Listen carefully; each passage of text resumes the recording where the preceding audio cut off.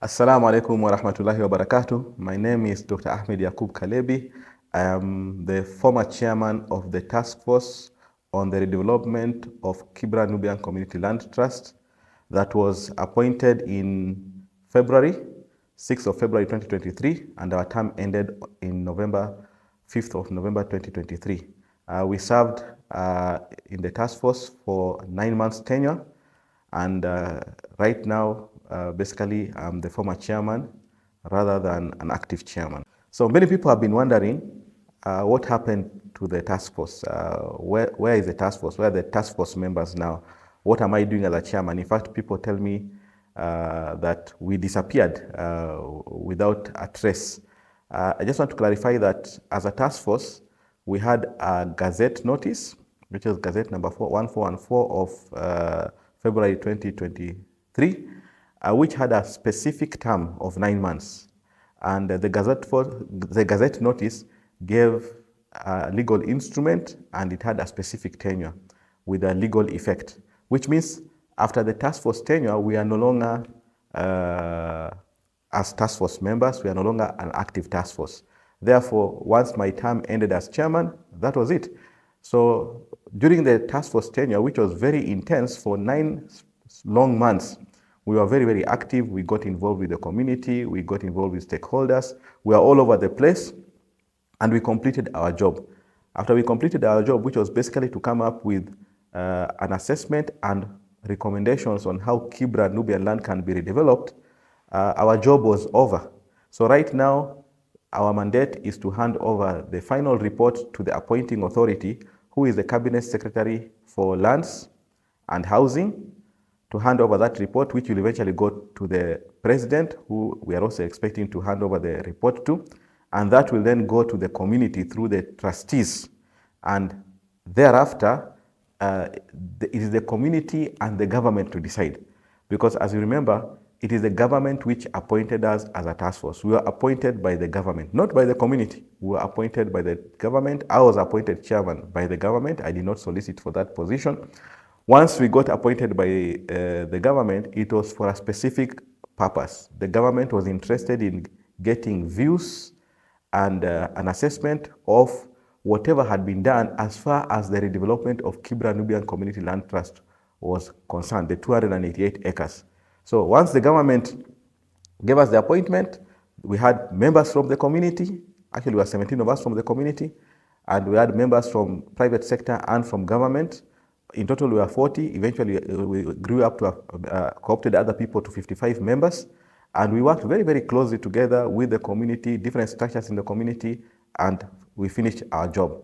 So I know a lot of people wonder what happened to us. Why are we not active? But we no longer have any mandate. Our mandate ended with the government, and when the government finished its tenure. Actually, there was a call for our tenure to be extended, in fact, even from some people from government and from the people from the community, because there are a lot of things that they felt had not been finalized due to some delays during our tenure.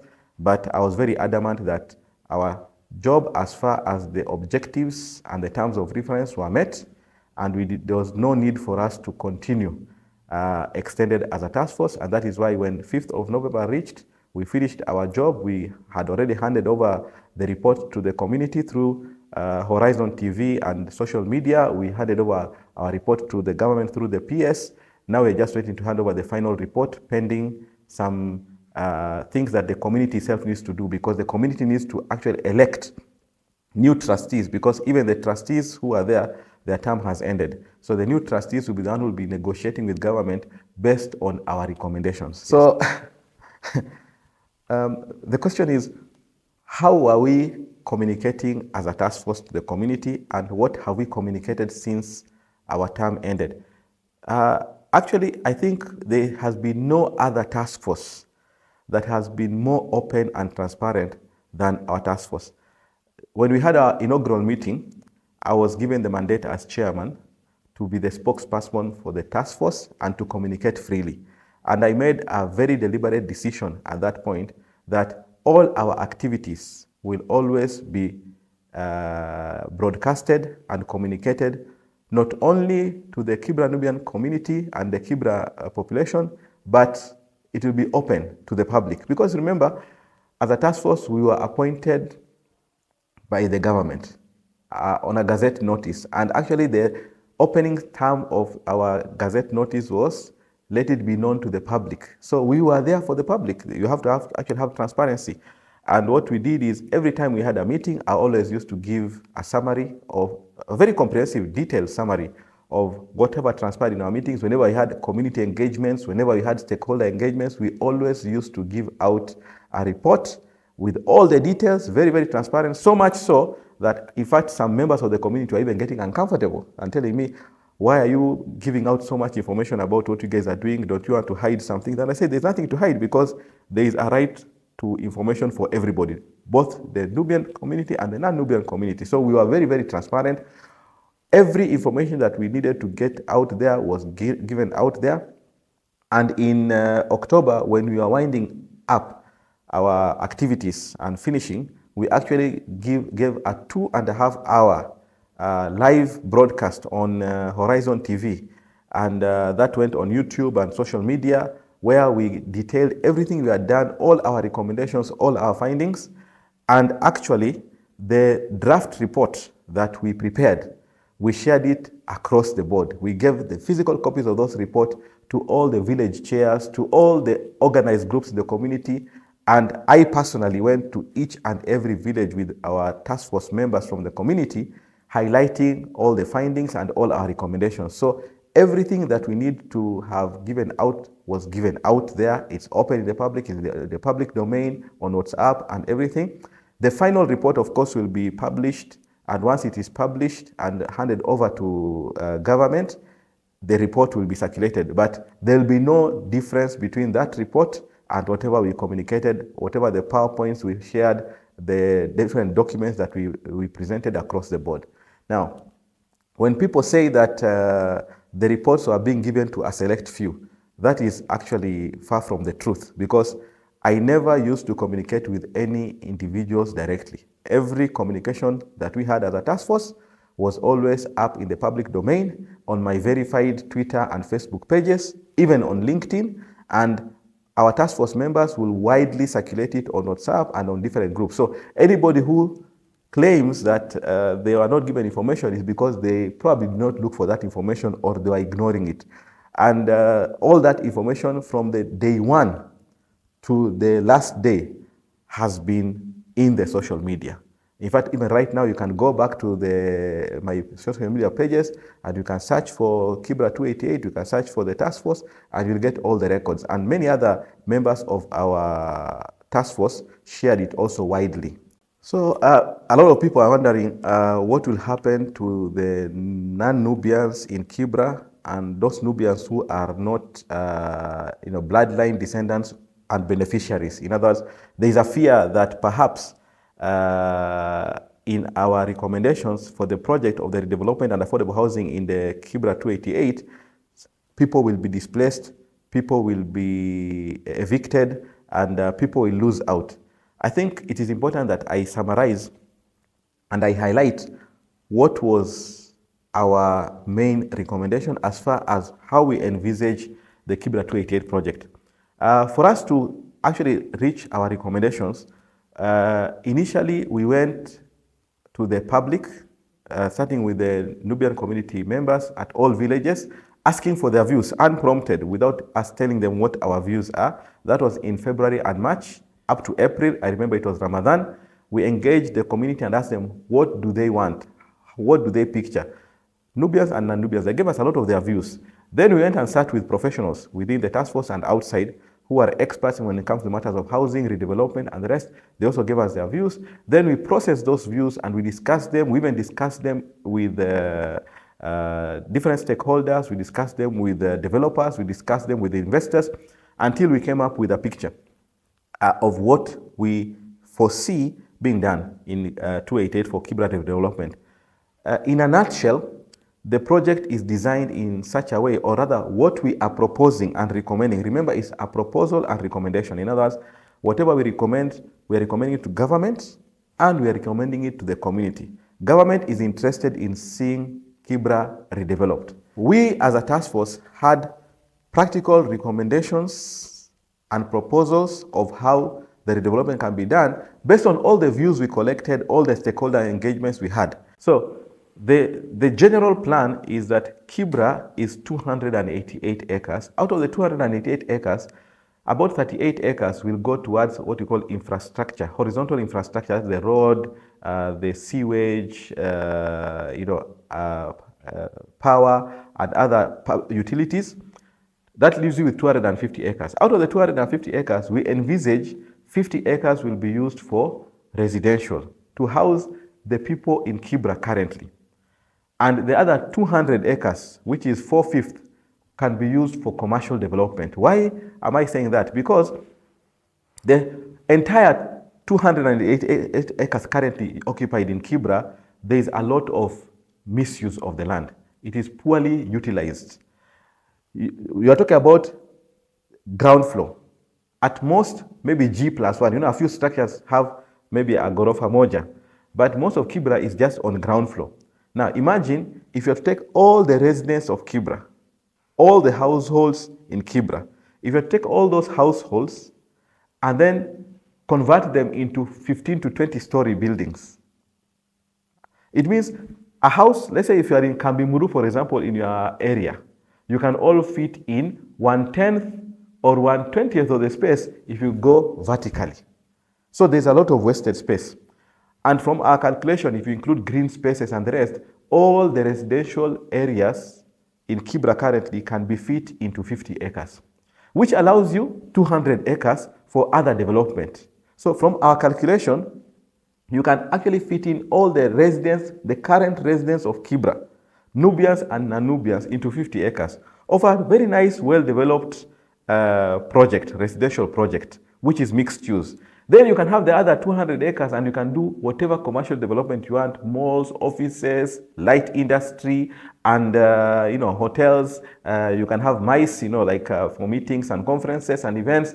You can have, sports facilities in the other 280 acres, which can be a source of revenue. It can be a source of commercial empowerment. And basically that's the whole plan. So if you look at it from that perspective, a lot of people have this unfounded fear, and others are passing around malicious claims saying that there'll be people who will be, the land will be taken, there'll be people who will be thrown out. It is far from the truth. From our calculation, all the current residents of Kibra can actually fit into the redevelopment, and there'll be enough for commercial, which will generate revenue to pay off for the houses that the Nubians who own the land will be living in, while the current people in Kibra who are tenants will still be able to become tenants in a better environment, because we know from the census of 2019, 90% of the Kibra population are tenants. The same 90% can still be housed as tenants under what we call an affordable housing scheme, whereby the difference between the affordable housing scheme for government, or the affordable housing project for government, and what we propose here, we're not proposing rent to own, because the Nubians have rejected that. They say they don't want this thing of rent to own, I don't know, paying to own. They don't want all those things. What they're saying, this is their land, they want to own. So they can actually own the houses, while the other people who are tenants can actually get low-cost housing at affordable rent, because most people are also saying, I don't want to buy a house in Nairobi. Why should I get a house which I have a tenant purchase scheme? So the entire 288 acres will be owned by the Nubians. The projects that will be there will be joint ventures, joint projects with investors and government.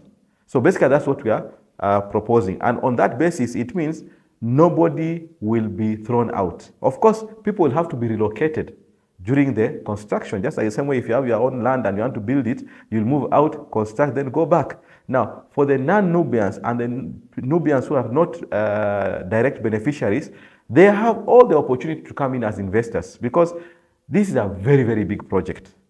The Nubians themselves cannot even finish it. It means today, anybody can go there and say, I want to be maybe part of the development for a hospital, or for a mall, or for office blocks. You need investors. Investors don't necessarily have to come from outside. Investors can be pension funds locally. There can be different businesses locally. It can even be circles. It can even be chamas. They can all become investors. So we are envisaging a project that will involve dividing Kibra into several different zones, and each one of those zones, maybe there'll be 5 acres or something, being given to different developers working with the Nubians. Then they will be able to invest, co-own those projects, just the same way you have in Dubai, for example. Nobody owns the land, but you come and build, and then you recoup your costs over maybe 20, 30, even up to 50 years. We were told by the investors they usually require 45 years. But the land remains for the Nubians, the property remains for the Nubians until the investors recover their cost. Meanwhile, the Nubians, who are the owners of the land, will be able to benefit from it because they'll be getting income from it, and they'll be having an asset base. So nobody is going to be thrown out. In fact, I'll give you a practical example. All the people who have vibandas and markets in Kibra, for example, you can actually put up a market, several markets in different strategic areas. They will be able to go in and have stalls in those markets. They will be able to get loans and service their loans from their sales, but the stalls and the market will belong to the Kibra Nubian Community Land Trust. And after some period, after they have recovered their investment, then it reverts entirely to the Kibra Nubian Community Land Trust to collect the rent, or they can come with any other arrangement after that, yes. Some people have asked, why is Imran Okoth still in the task force? Actually, the answer to that is that, first of all, Mhesh was never in the task force. Honorable Imran Okoth actually was never a part of the task force. When the task force was formed, and I remember clearly the background to it, that was in around October 2022. Around October 2022, I was approached by PS Hinga through the former PS of Lands, Dr. Nicholas Muraguri, and they are looking at why has Kibra not developed. The president wants to do development in the land in Soweto B, but they knew the 288 was under the Kibra Nubians. I referred them to the caucus. At that time, there was the caucus. The caucus had brought together all the different Nubian organized groups, as I call them, KLC, NRF, elders, and many others. So I referred them to the caucus, and the caucus engaged government, and ultimately they agreed to form a committee which eventually became the task force. At that time, Imran Okoth and Sheikh Ahmad Idris were part of the committee, but they stepped down because there was supposed to be a fixed number of people. And so from the word go, Mhesh Imran Okoth has never been a member of the task force. And even when we finished our term, he has never really been a member of the task force. Just like any other member of the community, him being a politician, we sought his views through public forums, but he has never been part of the task force. Now, the one thing I must make very clear, at this point in time, as we speak, there is nobody who is a member of the task force because the task force ceased to exist.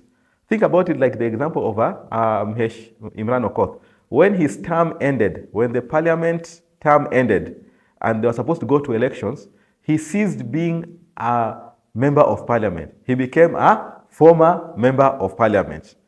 And when there was a new elections, there was a new MP, Orero, he is now the new member of parliament. So when somebody's term is over, you are no longer in office. So for us, as a task force, our term ended on 5th of November. Alhamdulillah, we managed to finish everything we needed to do. Our report is complete. The preliminary report is with the ministry. It's just waiting for the ceremonial handover of the report to the government. And the government is actually waiting for the community, the Kibra Nubian Community Land Trust, to elect new trustees so that those trustees will be the one to engage government because the trustees act on behalf of the government. The same thing, the trustees, their term ended on 29th of November. So once their term ended on 29th of November, they are no longer in office. So right now, as we speak, there are no trustees in office who are active and official in office because their term ended until they are either re-elected or other people are elected. So the basic answer to your question is that Honorable Imran Okoth has never really been a member of the task force. I know he's been engaging the community of late about matters of elections for the trustees and others, but he's doing that on his behalf as a leader in the community, as a former MP, and also as the chair of the caucus. There's been a lot of disgruntlement and a lot of debate in the community that community members saying they don't want affordable housing.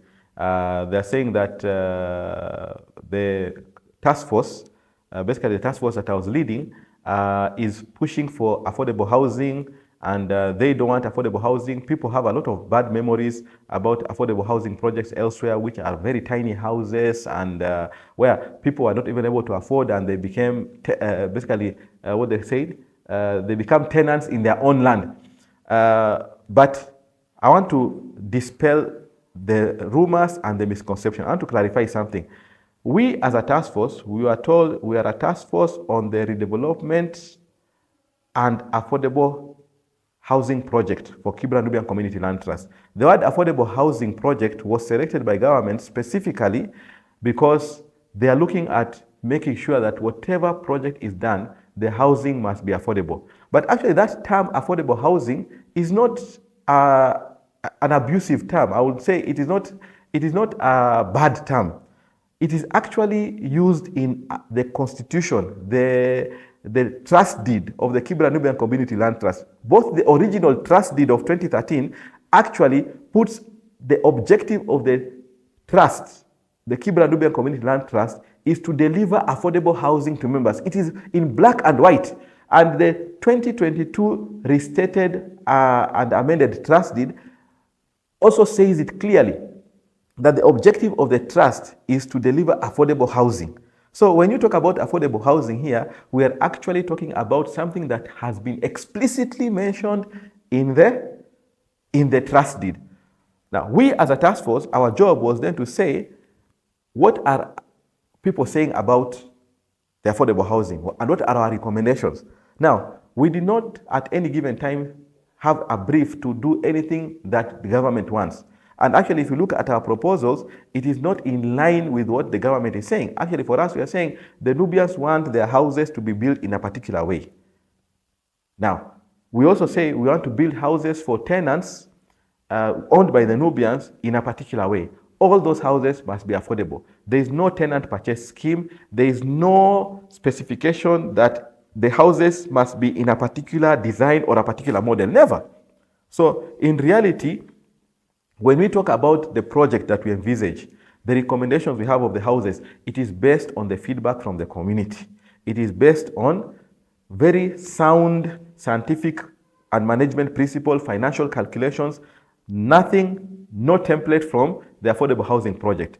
But of course, on the other hand, we know that both the Kenya Kwanza government and the Azimio team, they all had affordable housing in their manifesto. In fact, Raila, His Excellency Right Honorable Raila, yesterday in a press statement I was watching on TV, said they had a blueprint for affordable housing, but the government, the Kenya Kwanza government, have their own way, which they are claiming is not working. They say they have a better way, but one thing we can be sure, everybody is talking about affordable housing. It is the worldwide trend. So when we talk about affordable housing, we talk about affordable housing in the context of Kibra, something that will be affordable to the Nubians to be able to own their houses, something that will be affordable for their tenants to afford so that they can actually make rental income. That is what we are talking about. So the task force has not come up with anything new. It has not come up with anything different. It is in line with what the Kenya Kwanza government and the opposition had in mind. It is in line with the feedback from the community, and will come up with a very, very nice proposal, even up to the cost.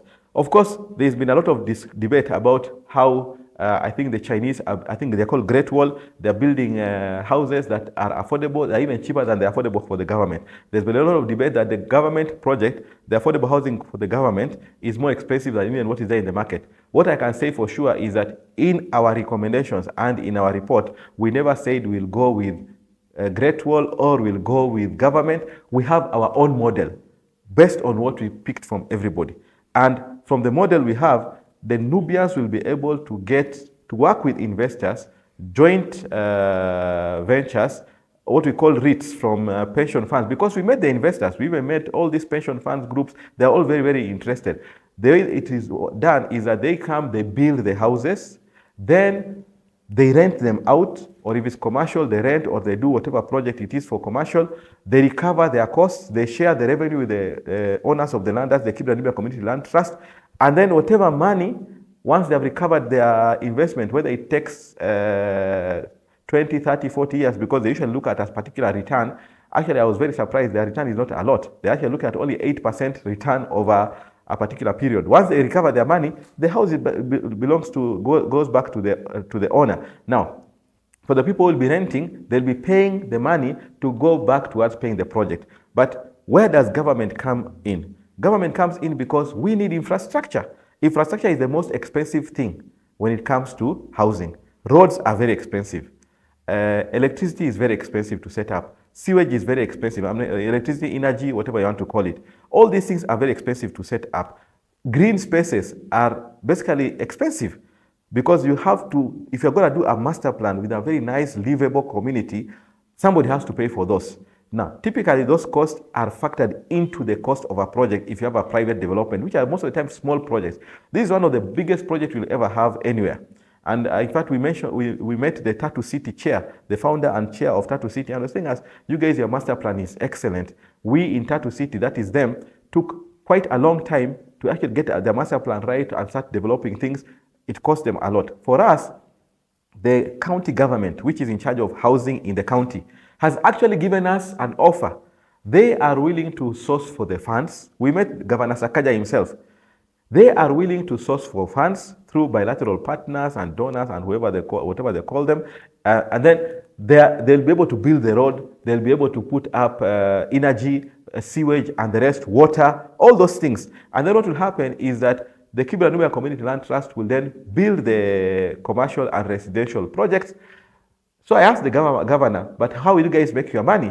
He says, when they do that, they do it for decades, 50, 60 years. They're looking at 50, 60 years down the line to recover their money. They recover their money because people will have to pay taxes. People will have to pay for the water bills and the rest. Right now, the government earns literally nothing from Kibra because people are using pit latrines. People are using boreholes and water from Bowsers. But when you have a very nice development, the commercial people will be paying rates. They'll be paying certain things to government.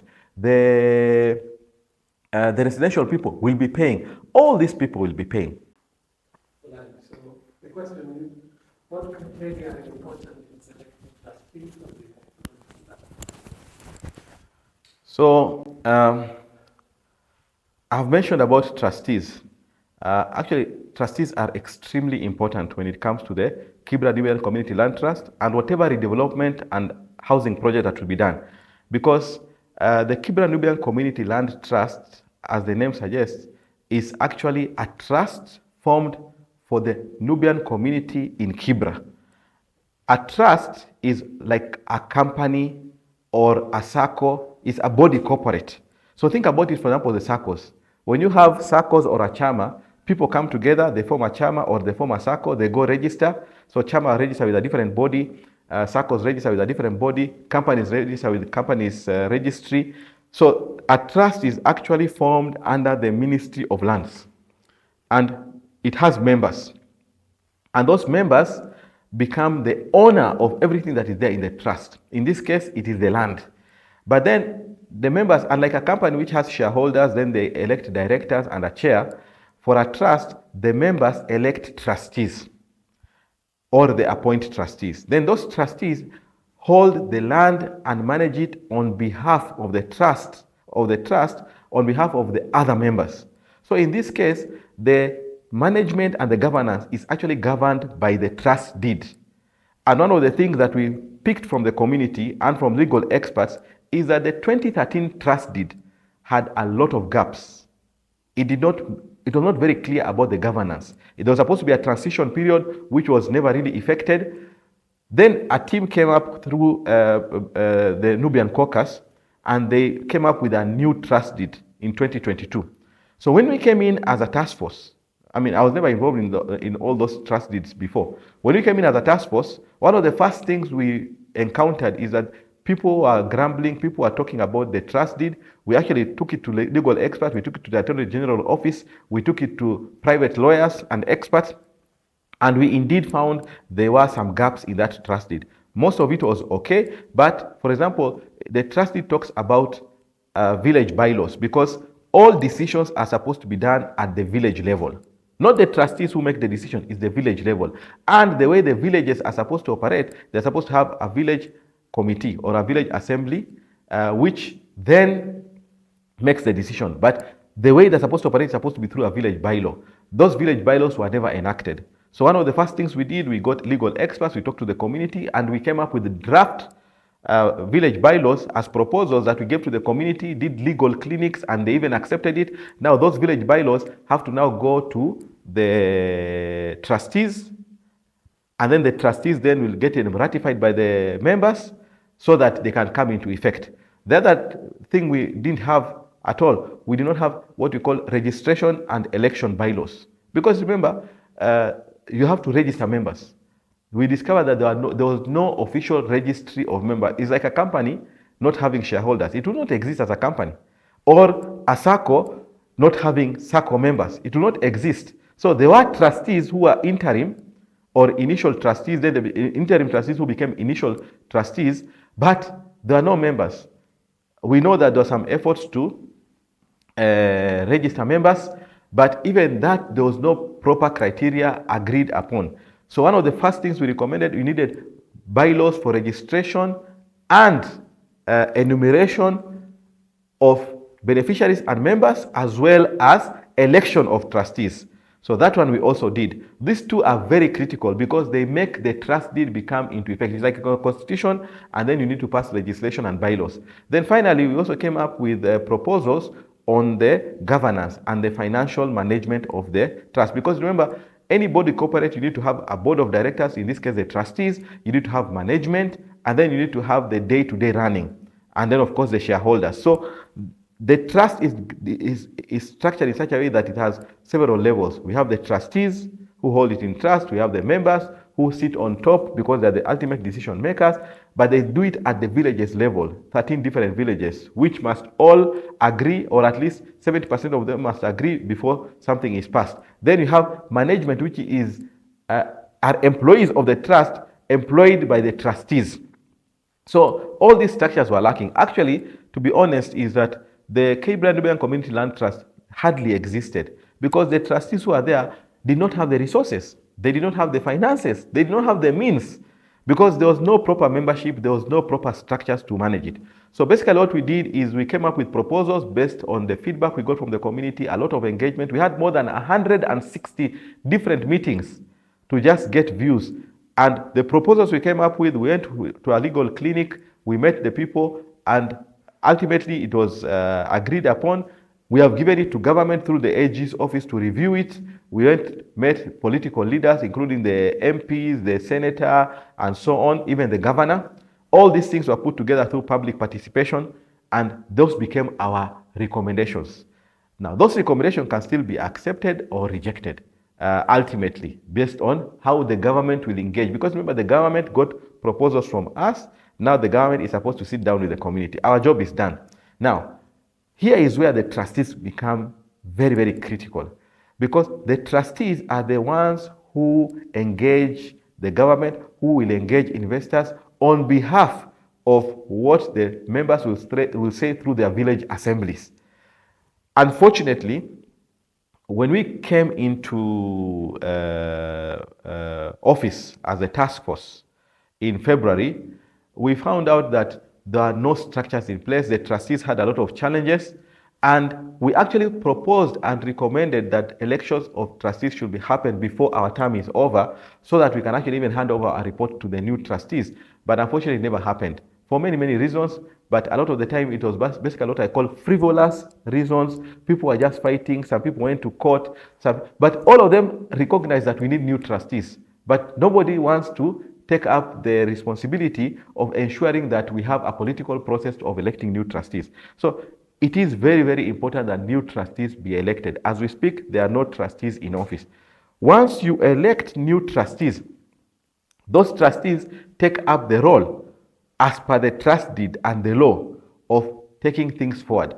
So it is very, very important to elect new trustees as soon as possible. Those trustees then will be able to take the process forward of making sure that there is a new trust deed that captures all the aspirations of the members. We have given our proposals as a task force of how those changes should be based on the feedback we have received from everybody else. Those people can make sure that the trustees will make sure that everything is done legally so that there is no challenge, everything is properly done. They'll make sure that the register of members is watertight, because you need to actually have a register of members based on criteria and so on and so forth. And then they will go ahead now and engage government and investors to say how will they redevelop this land. I believe that the elections is coming up on February 18th. I saw some communication which was from the chairman, the outgoing chairman of the Kibra Nubian Community Land Trust, Mzee Suleiman Aganas, who has actually communicated, and I think there is a meeting of the for pre-nomination meeting on 7th, which I think is this Friday. Then there will be a meeting for nominees on over the weekend, where anybody who wants to be a trustee can go and collect nomination papers and submit their names that they want to be a trustee. Then let the democratic process take place. I think they are going through IEBC at the Kibra constituency to actually conduct the elections. If it is properly done, I think it will be very good, because it will be open, transparent. Anybody can become a trustee as long as you fit the criteria in that you are a descendant of the original Kibra Nubian land soldiers, and that you meet all the criteria of Chapter 6 and you are above 18. And I believe that the elections will be held based on whoever is nominated. There will be a process of now probably vetting them, and thereafter then there will be ballot. And the one who wins then become the trustee. But remember, there will be also other positions to be contested later, particularly the village committees. The village committees, we need elections so that we have a village chair, secretary, assistant chair, assistant secretary, and treasurer. Those people will be very, very key. In fact, I usually say that the most important and powerful offices are not the trustees, because the trustees just hold in trust and they follow the instructions of the members. It is actually the village committee, the village assembly leadership. Those will be the most important and the most powerful people as per the trust deed. Whether you look at the 2013 trust deed, 2022 trust deed, or even the revised trust deed that we are recommending, because the village leadership will be the one who will be coordinating with their villages to make decisions, to make recommendations, and to give instructions to the trustees and the management.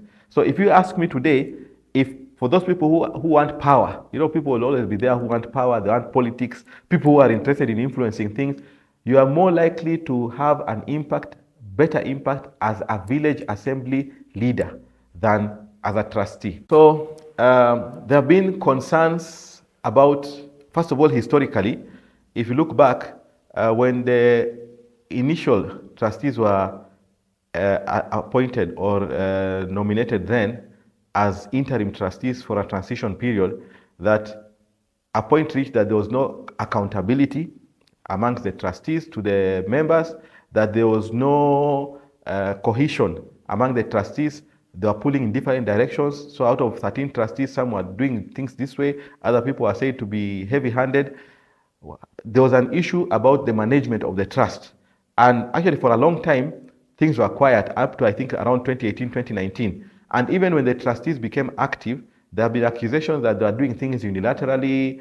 We know for sure, it's in the public domain, that there have been a lot of debate and accusations against the trustees who started actually in 2013, 2014, that they went quiet, they were doing things on their own, they were incognito, they were not answerable, they were not accountable to people, they were doing things unilaterally, which, as I said, I attributed to challenges of resources. But nonetheless, the key thing here is that all these accusations point to lack of what we call standard operating procedure, accountability, and it's because there are no bylaws. It is because the trust deed was not very clear. It was actually silent on how some of these things are supposed to be done.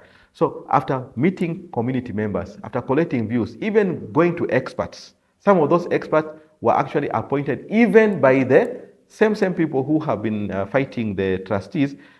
The experts themselves and our experts in the task force came up with recommendations which we have put in the revised trust deed that is supposed to go into effect once the members approve it, whereby we are saying that you must have level of governance and accountability, Just like in Kenya, you have the government, you have the executive, you have the legislature, you have the judiciary. Each one, their power is very, very clear. How are they supposed to interact with each other? Checks and balances. Those are the things that are supposed to be there. So the way to avoid conflict and the way to forestall conflict and the way to deal with conflict is to make sure things are very, very clear.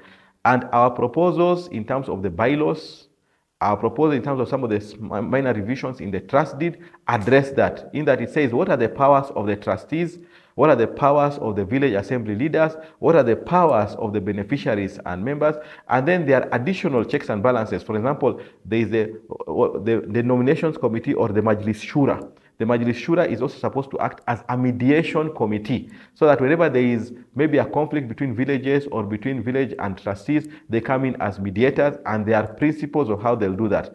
There is supposed to be a registration and elections commission. Because you cannot be trustees who also conduct your own elections and conduct elections for others. So that's supposed to be an independent body. There's supposed to be what we call a dispute redress mechanism, which addresses, or grievance redress mechanism, so that whenever people are aggrieved, they have a place to go to. All these are well-established governance structures in other organizations which we have emulated and adopted. We met with the village members at the village levels. It was endorsed, and now it's just basically a matter of passing those bylaws and adopting them, yes. And if we get them adopted, then we'll have very smooth governance. How can Nubian Youth Council be active in the matter of Kibra Nubian Community Land Trust? I think the Nubian Youth Council has a very integral role to play. In fact, during the elections, after the elections of the Nubian Youth Council, when Hussein Mahmoud Macho was elected, I spoke openly, and I'll repeat it again, and I said, the Nubian youth are the most important stakeholders in the Kibra Nubian Community Land Trust. Why do I say that? I say that because the youth, according to the census, those who are under 40 years of age are more than 80% of the population. So if they're more than 80% of the population, it means they basically control and own the Kibra Nubian Community Land Trust. So it is up to the youth to take an interest in what is going on with the matters of the Kibra Nubian Community Land Trust, matters of the governance, matters of the election of trustees, because if they don't and things don't happen, nothing is moving, they'll have nobody else to blame but themselves. But more importantly is that if you look at historically, across the ages, the youth have always been the ones who move mountains in any community, in any civilization, in any society. Look at something like Alexander, the so-called Alexander the Great. Alexander the Great from Macedonia in Greece. He became the biggest ruler of the time, and he died at 33 years. So he actually conquered the world when he was in his prime of his youth. Look at Obama. Obama became president. Before he became president, he moved a lot of things when he was in his youth. So the youth have the mental capacity, the vigor, the energy, the drive, the desire, and they have the capacity and the capability to make changes. Unfortunately, in Kibra, I'm not a youth anymore. I'm almost getting to 50 years. But unfortunately, in Kibra, most of the time, the youth are wasted. You find people who are less than 40 years old, they are not given the opportunity. And a lot of the time, those are the professionals. Those are the people who are in their prime. They are not given the opportunity. And then we blame ourselves. We blame others when we should be blaming ourselves, because as youth, you have not seized the mantle. You have not taken the opportunity to get involved. You have the civic duty to participate in civic matters of your community and the country as a whole. So I really want to urge youth, all the youth, the young people from high school age to 40 years, extend that to even people who are in their middle ages up to 50 years before retirement, 60 years. They must take the initiative and get involved. It is their civic duty. I will actually even urge that the youth, particularly those who are in their prime, 30 years to 40 years, guys who are professionals, get involved. We have a lot of lawyers, we have architects, we have engineers from the Nubian community. but they are so afraid of getting involved. Why? Because they get afraid of getting getting involved in the mud or stuck in the mud. I will not have been involved as a chairman, other than the fact that I was on sabbatical, I had all the time, but I can tell you it's not very easy. I know, for example, somebody like Advocate Rama, somebody like Advocate Rama Koma, I mean, Ramadan Koma, he got disenfranchised because he tried to do a lot of things. He did a lot of good things when he came to the trust deed, but he was being rubbished. A lot of people are doing that. As a community, it is high time that we started respecting professionals. We give the youth the opportunity to lead, and we give them the space. So for the Nubian Youth Council, I think you guys are in a pivotal point where, because of where you are, and because you guys have legitimacy, having conducted elections and being the majority in the community, you have a very big say. So I will urge the Nubian Youth Council, number one, to actually get involved strongly in these elections that is going on for the trustees. Some of them should even vie to be village leaders. Even some of them should vie to become trustees. Why not? Number two, they should make sure they choose the right people. People who they know have integrity, have capacity. We don't want invalid, incapacitated people as trustees. People who cannot even get out of bed because they are unwell. People who cannot even come for meetings. People who cannot even communicate using information technology. We need people who have the capacity. We have been told that in Islam, choose leaders who have the physique, the physical health, and the mental capacity. People who have the wither it all, who can actually be able. That is the criteria of a leader. So choose leaders wisely. I have no preferred candidate. I don't even know who the candidates are. I don't know who the nominees are. But the youth must take interest in their villages to make sure they choose the right people. Number two, the youth must influence who gets involved. If you know somebody is not the right person, then there is a political democratic process of making sure that that person does not see the light of day, that their nomination does not see the light of day, that they get excluded. You have the power. You are the majority. You are the biggest voters. There is no reason why you should not be able to do that. Number three is that I want to urge the Nubian Youth Council, the youth through the Nubian Youth Council, they must engage.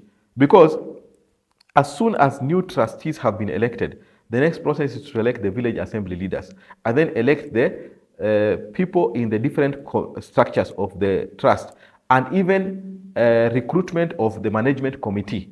The management executive committee, when it's being recruited, the youth must get involved. They must have a say in it because they are stakeholders. They must get involved to make sure that the revised trust deed that meets the aspiration gets registered. They must get involved to make sure that the register of members gets registered. All these things need effort. In fact, I usually say it's actually more about the effort than money. Sometimes we think we need money, but actually it's the effort. But the youth are also big voters. They are influential. They can go and knock on government doors. I saw the other day, Nubian Youth Council, the new council, and their board went and met some of the government officials. They should do that more often. They should engage more often because the government listens to voters, and the youth are the biggest voters. They should get more involved to go and talk to people who are not understanding what's going on, people who are just there, mongi gala tutu, they're just mongi ning ning, mongi mongonus to kalamato instead of taking action. And I'm not shy to say there are a lot of organizations in Kibra that are not giving solutions. They are just bringing problems. The youth should call them out and go and talk to them and say, hey, KLC, NRF, Kenya Nubian Council of Elders, all these people, Bawaki, let them come on the table and say, these are the solutions they have. The youth must engage them, and then they must pass that to the trustees and pass that to the community because the youth have the reach. So the youth, for me, are the most important people in this process. And if they do it right, we can go to the next level. Finally, whatever that the task force did in terms of our report, we have full transparency, we have records and an audit trail of how we came up with our recommendations. Those recommendations are going to go to government. When it gets to government, government will decide. But because government was also represented in the task force, we assume that most of those recommendations will be accepted by government. When those recommendations get accepted by government, then those recommendations will have to go to the community. The youth must get involved to make sure that those things are done in a way that will be of maximum benefit and protect the interests of the community. Because remember, for us, we're coming up with proposals and recommendations which are broad and cross-cutting. Ultimately, the youth must interrogate those and then make sure that they hold government, the trustees, and investors accountable to ensure that their interests as the youth, the interests of the community are met, the principles are met. Everything is very, very clear.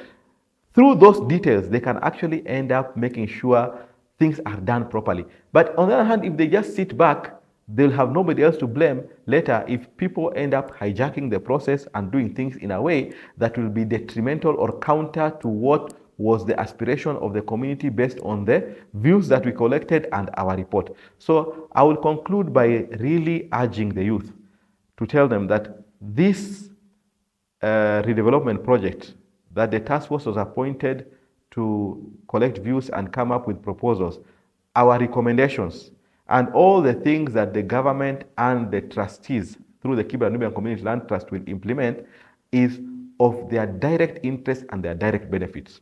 In fact, I usually say that a lot of the things that will come out of this, in terms of the fruits of this, will not be seen by people like me, definitely not by people who are older than me, because some of these things, they take years, 10 years, 20 years, 30 years. A lot of the people who are for or against some of these things might even not be there by that time, but the youth will be there, inshallah, and it is they who will benefit. Jobs, wealth creation, owning businesses, being professionals involved in all this conveyance and designs and everything. It is the youth who will be involved. So it is of their direct interest. It will create for them jobs. It will create for them wealth. It will give them a better future. So it is up to the youth to demand and ensure they get a seat on the table, both in terms of elections of trustees, in terms of engagement between trustees and government, and engagement between trustees and interrogation of what the task force came up with. Shukran.